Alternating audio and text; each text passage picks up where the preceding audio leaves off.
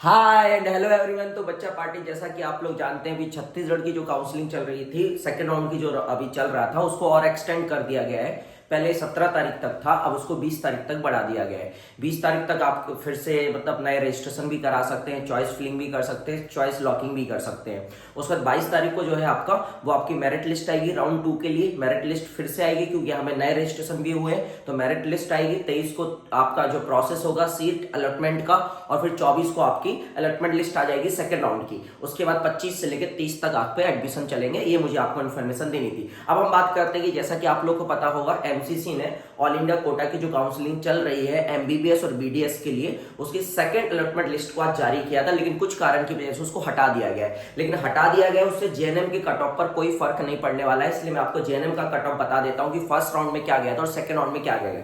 अब यही कारण है कि अगर मान के चलिए ऑल इंडिया का सेकंड राउंड पहले हो जाता तो बहुत सारे बच्चे हैं जो ऑल इंडिया से जेएनएम ले लेते तो वो स्टेट से छोड़ देते। अभी आप देखिए, जैसे एससी में अगर हम बात करें तो अभी जो सेकंड राउंड में कट ऑफ गया है, मैं ऑलरेडी आपको बता दिया था कि सेकंड राउंड में क्या जाएगा, लेकिन बच्चा डरता है ना, उसको फर्स्ट राउंड से अगर स्टेट से जेएनएम मिल गया तो वो क्यों वेट करेगा, वो वेट नहीं करता है। ठीक है, बाकी अभी आप चाहें तो अगर आपको ऑल इंडिया से जेएनएम मिला हुआ है तो आप चाहें तो स्टेट का कैंसिल करा के ऑल इंडिया से ले सकते हो। उससे क्या होगा कि स्टेट के कुछ बच्चों को फायदा हो जाएगा। जैसे मैं बात करूं तो यहाँ पे तो एससी 8 रैंक तक ही था, लेकिन यहाँ पे एससी की 11 रैंक तक गया है। तो अगर जिसकी एससी 11 रैंक थी, 11 से रैंक मतलब अपनी स्टेट की मेरिट लिस्ट में एससी की 11 रैंक से भी कम थी ना, तो उसको जेएनएम ऑल इंडिया से मिल जाता, लेकिन वो सेकंड राउंड में मिलता। फर्स्ट राउंड में तो एससी 7 या 8 रैंक तक ही मिला था। ठीक है, तो उस प्रकार से आप देख सकते हैं। जैसे जनरल कैटेगरी में भी आप देखें तो पहले राउंड में 6949 तक गया था, लेकिन अभी जो है वो ऑल इंडिया रैंक 10,215 तक गया। इसमें भी 2-4 बच्चे ऐसे होंगे जो अभी जेएनएम अपना स्टेट से ले चुके हैं, उनको ऑल इंडिया से मिल जाता है। लेकिन अब वही है कि ऑल इंडिया का सेकंड राउंड स्टेट के फर्स्ट के बाद हो रहा है, और जिसको स्टेट के फर्स्ट में अगर जेएनएम मिल रहा है तो वो कोई भी नहीं छोड़ता। आप भी होते उसकी जगह पे तो आप छोड़ते नहीं है ना।